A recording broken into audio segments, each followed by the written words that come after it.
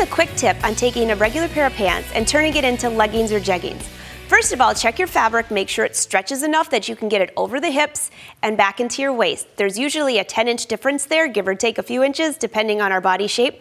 So here is a pair of pants that fit me just about perfectly. And I noticed that I have 2 inches of ease through the waist area and 4 inches of ease in the hip area. So what you have to do is you have to divide between each of the seams. You have a front leg and a back leg on both sides. So what I have here is for 4 inches of ease across here, with 2 legs, I'm going to take in each of these sides a 1/2 inch. And then up at the waist, a 1/4 inch. Now what about this center fly? Well, I just want a regular seam because I'm going to pull these pants on.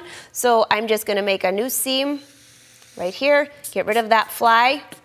So if this was my new seam, that's my sewn seam because that's a marking on the pattern. So my new cut line would be a 1/4 inch in from there. What about darts? Well, here's a back dart.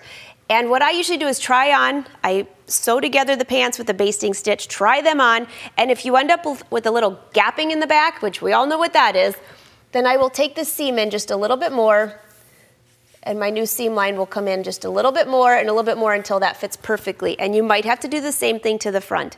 And that's how simple it is to take a pair of pants and turn it into leggings.